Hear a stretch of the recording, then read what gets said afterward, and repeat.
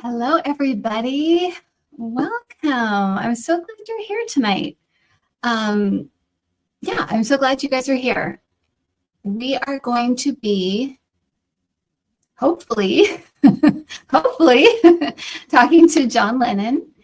And I put it in the, I always put the picture in the, I'll put the picture in the thumbnail so you guys know who we're talking to. And while people come in, I just wanted to relay this one little thing that happened. This was back when I first started doing orbs. And I was trying different techniques to try and figure out the best way to kind of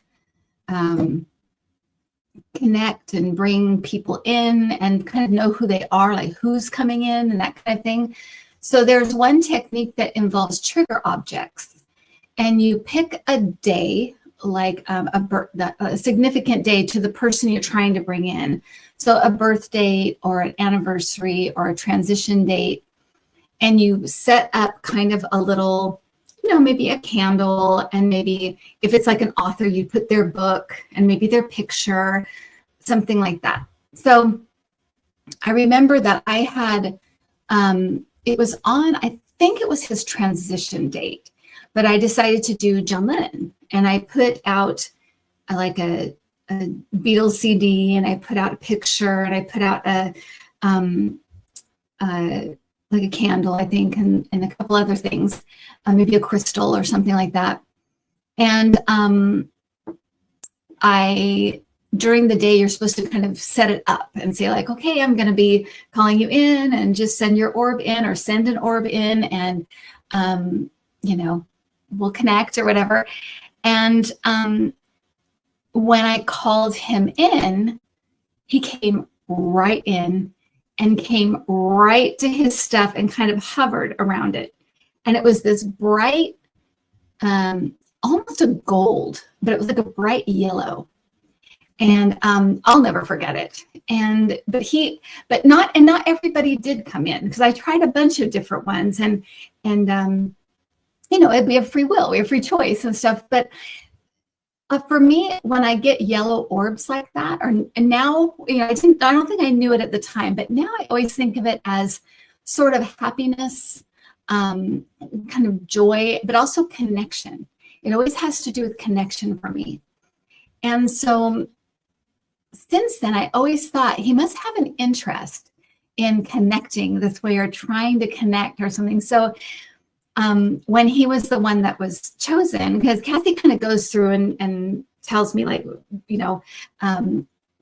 who she thinks would probably be from seeing what people are saying. And when he was chosen, I thought, I bet he'll come in, because I thought of that, and I thought he came in then, so I guess he probably come in now. So, and then of course I got about, I think it was on Tuesday evening, I think I got like kind of an okay. What I think of as an okay is just kind of a feeling like they'll be there, don't worry about it. So I haven't, and so hopefully he'll come in. And we have Gina. Gina, let me bring you on just for a second, okay? So Gina, say hi. Hi, everybody.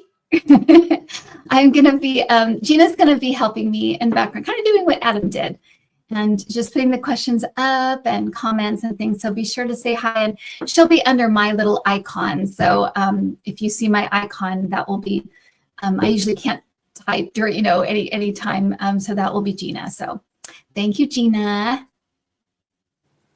Bye. Okay, so thanks everybody for being patient, and let's go ahead and get the questions started. So you want to throw the first question up, Gina, and we'll see where this goes. Okay, what did John think about the movie Yesterday, 2018? It made me cry, seeing a representative of him still living in the film, but I know he is there. Okay, let me ask, and let me.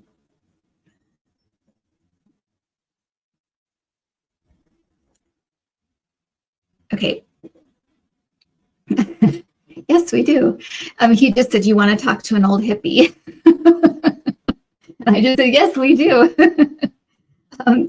I want to tell you first what he looks like, because I think that's interesting to know. At least it always is for me. It's interesting to know what the medium is kind of seeing and how they're presenting themselves. I think that's very interesting. And early in the week, I got this glimpse of his face, and it's that way.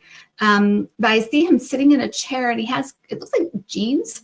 I mean, for lack of a better, like jeans. And it looks like kind of like a really, really light gray, like t-shirt.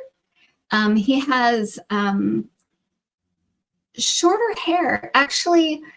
A lot like the picture, the thumbnail that Cassie picked. It's shorter like that. And this is how he appeared earlier in the week, with very, very close facial hair. So he's got like a mustache and beard, but it's very, very close. No glasses, which is interesting, right? Because you think of those John Lennon glasses, no glasses. And he's sitting in a chair, and he's kind of got one leg crossed, one foot on his knee, like crossed on his knee. And he's kind of sitting back with his elbows up and kind of sitting with his arms folded like this. Okay, so that's that. I'm painting the picture for you. And I'm asking him the question, what did you think of yesterday? Okay.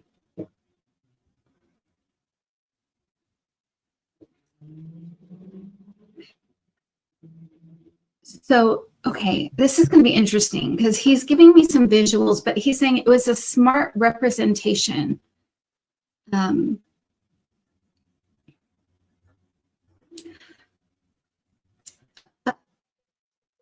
Okay, I fancied myself an artist, but in many areas, not even the way that even in the way that I connected with people, everything was, for me, was very creative. So a creative soul, creative person. But the reason I said it's interesting because he's showing me like splashes of color, like splotches of color. So I feel like the idea of him being an artist in the film was, it could have been a reality. It could have been, that could have been right.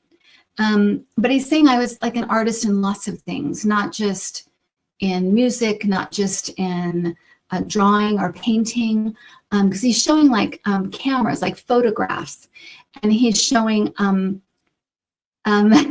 like playing with kids, like playing with a kid. So I assume maybe it's his son, but I'm not sure. But I think it means his ability to imagine and be playful.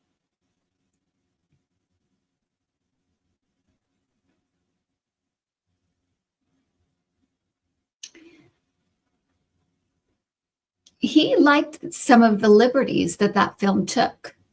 So that does not happen until I'm doing these things where it keeps freezing like that. But I know my sister said you can still hear my voice. So I'm going to just keep talking as I fix it. So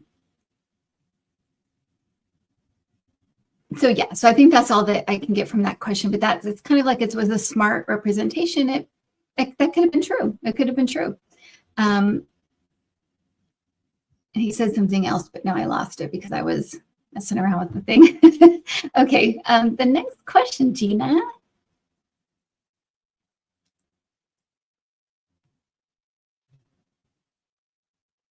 What was the code word or phrase that John and Paul agreed on for when one passed before the other to prove communications from the other side? Okay.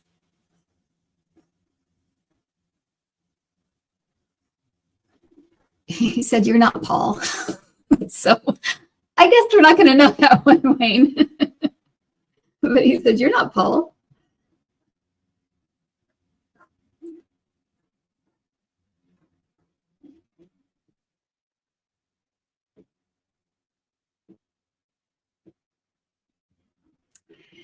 So he's saying there's some myth to that, and he's saying there's some jest involved. So whether they were messing around or joking around, or I'm not sure, but he's saying there's some myth involved and some jest. So I don't think we're gonna, if we're not Paul, but I think anyway, that was funny. But a good question, Wayne.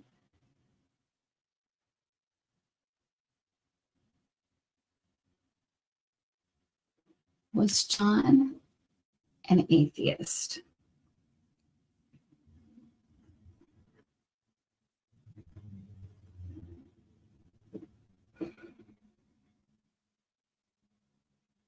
He's going like that. He's kind of like, and he's showing me like, okay, I think I know what this is, but he's talking about, oh my God, this is going to get like deep and stuff because he's this way, but I feel like it's something like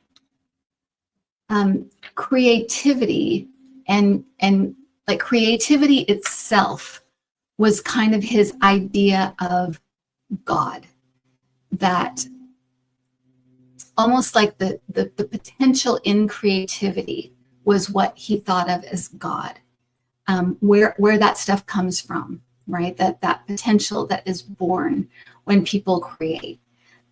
That's kind of where he rested in himself as this is my God kind of thing. Because he's saying for all of my efforts to understand things, like read about everything, know about things, I could not wrap my head around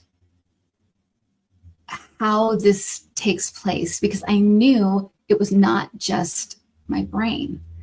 I knew it was something else, but couldn't figure that out. Where is this coming from?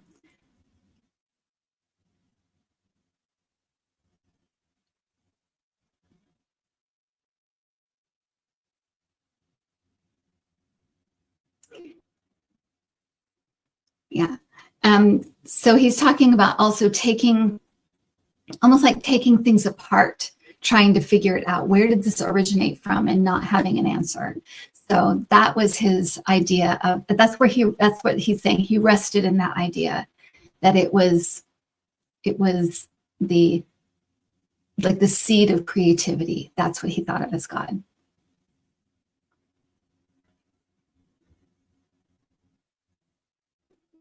I'm gonna just push that up a little bit. Kim, could you please ask John what inspired him to write and sing about love as a universal spiritual force beyond romantic love, as in songs like All You Need Is Love? Thank you. You're welcome.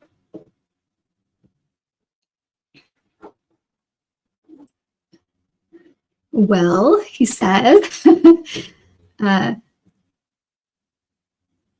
okay, so he's saying you have to look at at the times we were surrounded by lots of violence and cynicism, and what is the opposite? It's love, it's peace.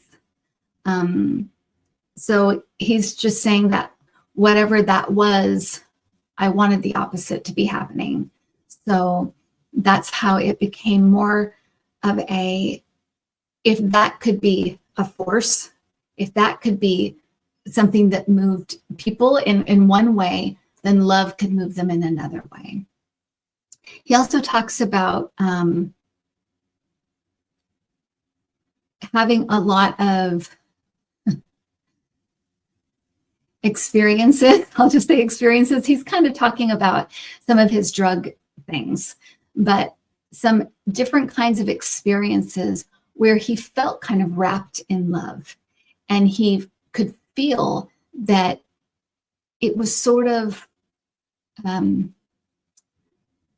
it was sort of accessible to everybody. And he said, even though it was like kind of like a drug episode, it made an impact.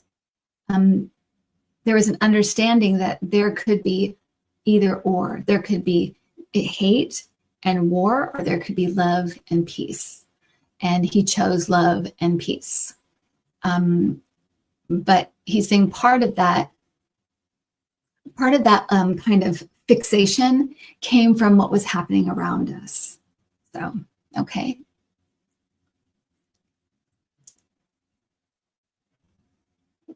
And Patty, let's see. Yeah, my guide once told me there are roughly 10 levels of soul development, 10 being the highest. I heard John was a 10. Is that true? There are roughly 10 levels of soul development. Okay.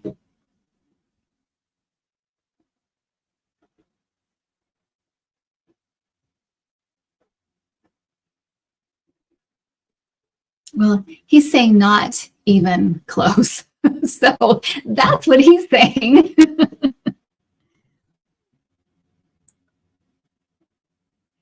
You know, he's saying people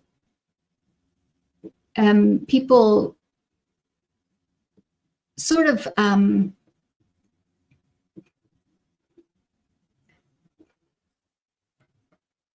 me put it this way. What he's saying is there are so many different people and so many different opinions of him.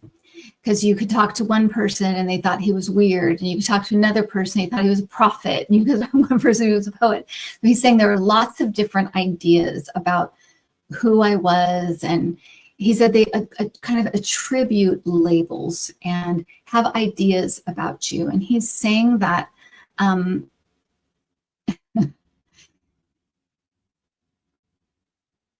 and he's saying in a way that could be true. Because I feel like he's not to say no to this, because he's like, in a way, all of that could be true of anybody. Because we're in this interesting, because I was going to say school and he said opportunity. We're in this opportunity for all of us to be able to grow, to expand, to learn. And he's saying that in the end, I had figured out a lot. But it was a very, very, and he says, I was imperfect, but it was a long road of a lot of missteps and things that he wished he could, do differently. But kind of a messy road to where he ended up. But he said, in the end, I feel like I got a lot of things right finally. But it was a messy road to get there. And he said, now I'm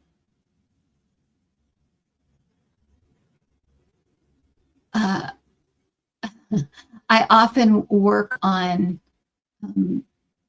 it's almost like I'm still working on that life in a way. I think it's talking about, some spirits are, when it comes to like a life review, some spirits are kind of like get the overall gist and they kind of move on. And other people are more, they want to take it apart piece by piece and really look at everything and look at all the possibilities. And I feel like he's talking more about that. It's kind of like he's still figuring it out and looking at it and working with it. And so, but he's saying we all do that in some way. But we have this life and then we look at it and then we kind of go over it and figure it all out. And so he's saying in that way, we could all be, a level 10, like we can all be on that at some point. But he's saying that he has a kind of a lot to still figure out and go through. He's saying lives are complicated because there's so many people involved. And he said, so many people that were involved with me, the closest, are still here. And he's saying when they get there, they can talk, they can go through things, they can figure things out. So in a way, he's, I'll say in limbo, but he's kind of waiting, to kind of waiting for their story to wrap up, and then they'll get together and they'll talk and they'll get together. Okay, so I hope that answered that, Patty. It's interesting because he's almost like, I almost feel like he's giving downloads. And I do wonder if that's the way, in a way, his mind worked when he was here. I just wonder that. I'm not sure for sure. But I kind of get that feeling. Hey, Kim, I'd love to hear anything. Oh, let me get my glasses. Sorry. When I look at the screen, it's so tiny. I try to, okay. Hey, Kim, I'd love to hear anything John has to say about my son, Jonathan.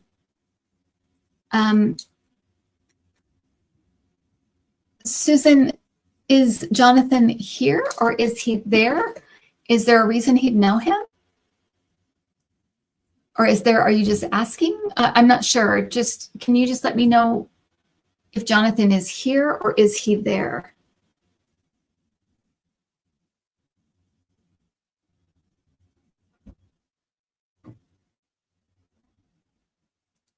He's very much here. They may have a past life connection. Oh, interesting. Okay. I can see. I can ask.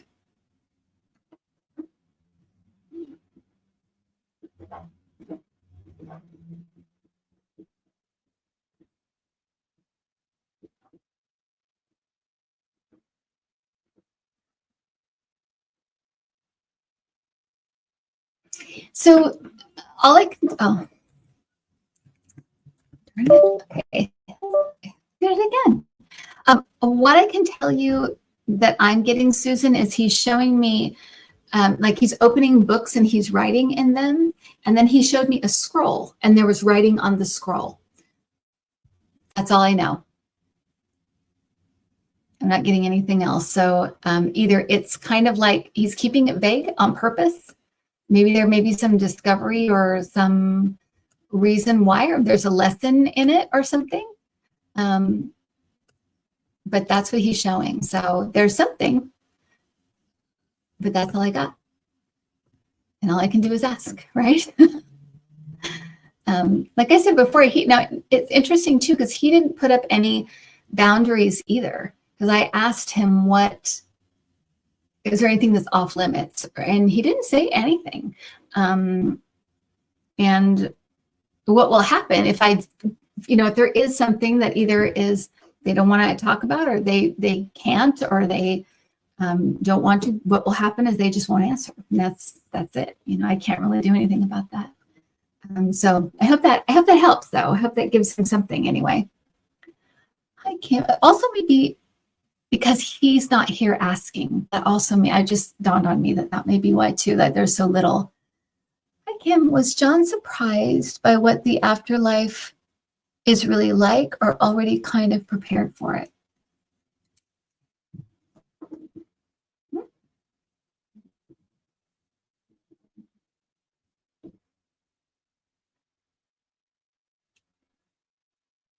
He's saying he couldn't have been more surprised, and he's saying caught off guard.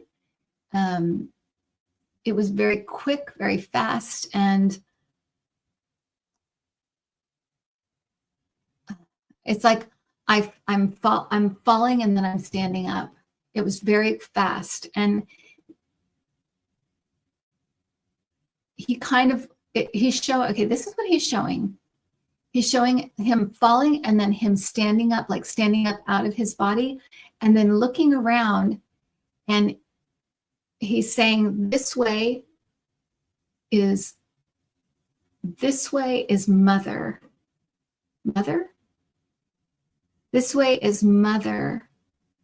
And in front of me is Brian.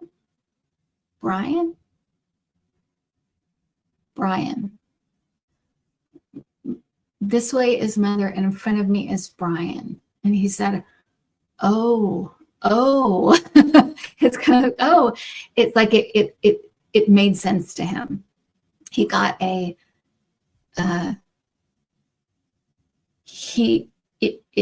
clicked. It clicked.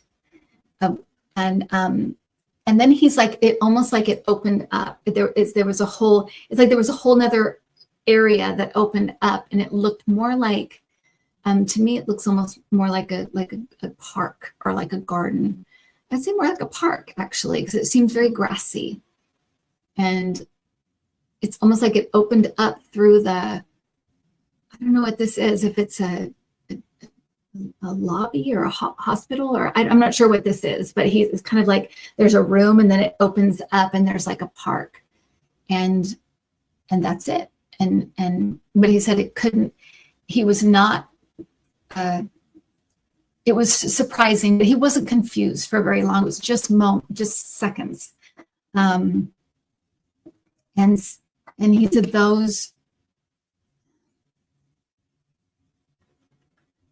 those two people, he started to sob. He said it was very emotional seeing these two people that meant so much, that I missed so much. If you know who Brian is, let me know. But I know his mom, I know passed, I think, when he was pretty young.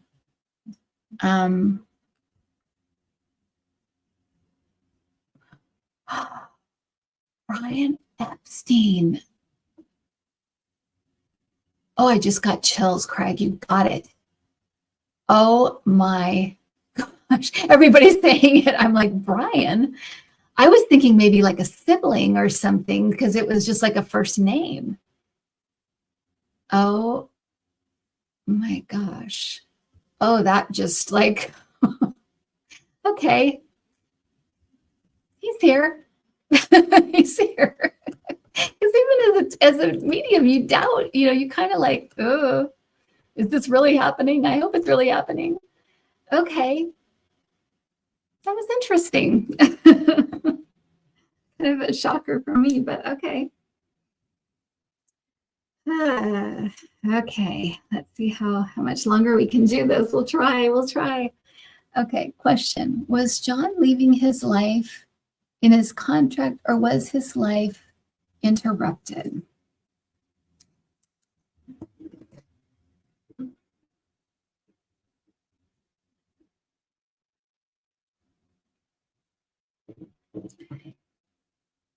So that's interesting. So, and I'm sorry, I'm asking like a question in my mind, because I'm like, how is that possible? So he's saying it was like, he's saying in the next 5 years. So it's almost like his life could have ended anytime in the next 5 years. So, I think he was in 1980, so to 80 to 85 or whatever, 78 to 83 or something. But it was like a 5-year span where it was like he could leave at this time. And I feel like this was more of like more like an exit point, I guess, but based on someone's free will. So, and he's saying, I knew that this intersection with this person was a contract. It was this connection between them was not a contract. That's a wrong word. It was like a crossing of paths. What that was kind of meant to be. But what the interaction would be was up to him, the person who did what he did.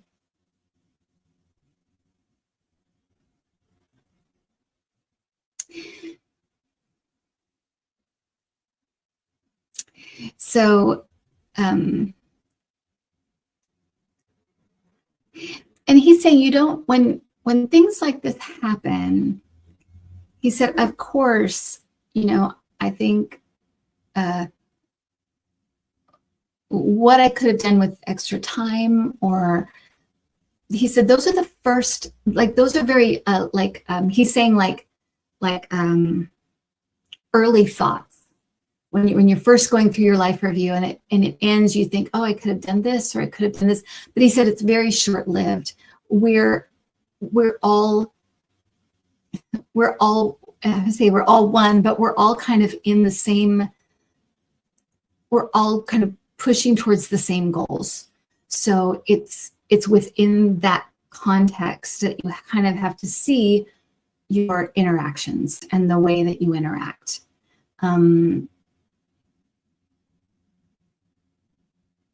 Yeah, he's saying it's complex, but it's how we're all kind of moving forward together. How these intersections and these meetings and things happen. Yeah. Okay. Oh, let's see. Has John found he was a musician in previous lives? So let me ask that question.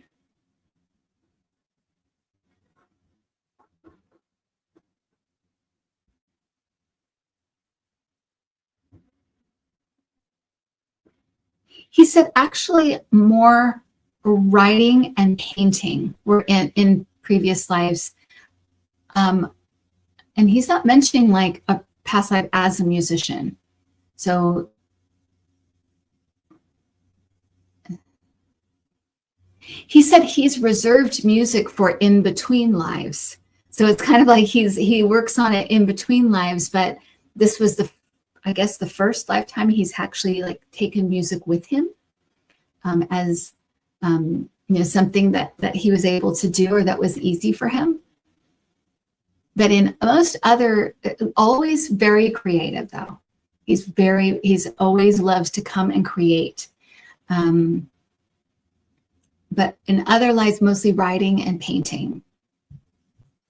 Hopefully this makes sense. So I'm just kind of like, just going with it at this point because I feel like I'm kind of floating here for some reason. It's really weird. Okay. Who met him when he crossed? Well, we just said that, right? His mom and Brian, who we found out was Brian Epstein. And did he meet George when it was his time? Did he meet George when it was his time?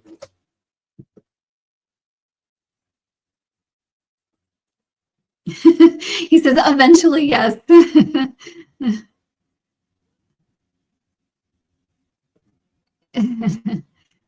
He said they have lots of talking and singing together. It would warm your heart. He's like saying it's like a joke, kind of like it would warm your heart. We sing together, we talk together. But he said he had a lot of people greeting him, like a lot of family and things, and guides and people like that. So he's like, eventually I was there in the crowd. I got to see him. They're very close. They're very close. And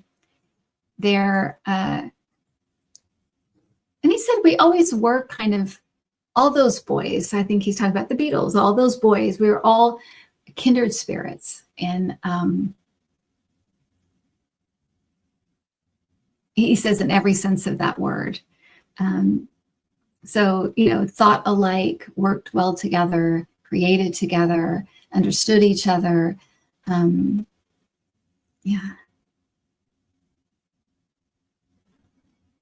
But he's just showing them like walking in different directions. They started to go different directions. They wanted to kind of be their own people, be separate from the group. So that's what he's showing. Maybe we'll do just one more, Gina, because I feel like it's kind of a little bit of fading here, if that's okay. But thank you guys so much for this is really fun and exciting, and I'm really I'm so glad we could do this. So all right, so this 2025 energy is really bringing back all the 60s protests music back into my rotation. Is John able to help to inspire more musicians with this from the other side. Interesting.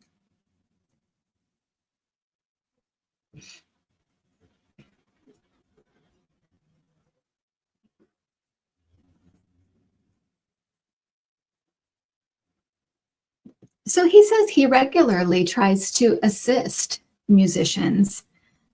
He's like, they don't even have to like me. Like they don't have to be fans. He just likes to assist if he can. At the same time, he's like, the creative process is a very sacred process. So you don't want to interfere, but you can assist. You can kind of, I guess, inspire, but you don't want to interfere or get in the way of. But he's saying he does this regularly, you know. I mean, he's saying sometimes, you know, you'll be doing something on the other side and a musician will have a dream and they can hear you. And it comes to earth that way. So he's just saying that you get inspired in all kinds of different ways. You pick things up from the other side on purpose, by accident. It's all kind of intermingled. He's showing like things going into each other. So it's all kind of flows together. And so you can pick up things from the other side, and the other side can assist in different ways. But it's like they can't take over, they can't interfere, but assist, yes. I'm going to ask him about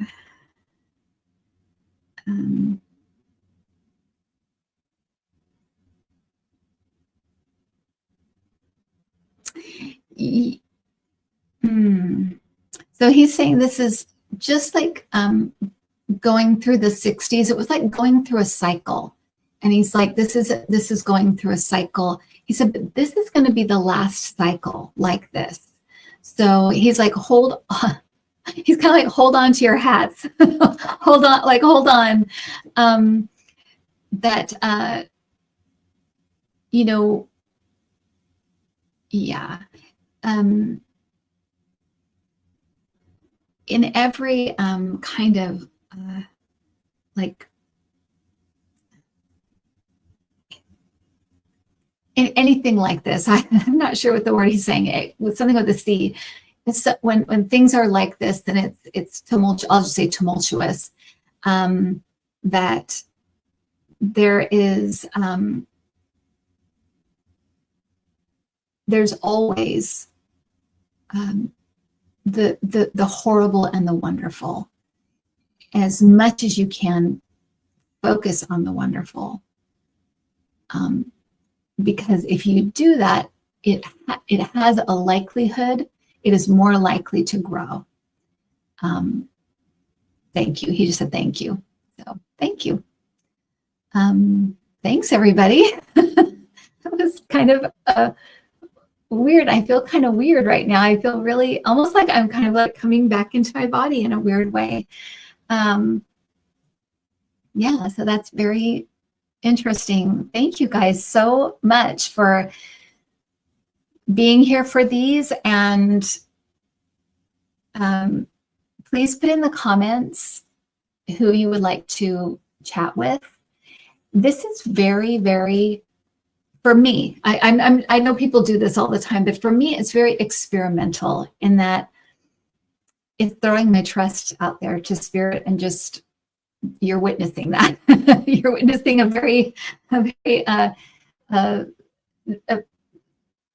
you know, a lot of vulnerability, I guess you'd say.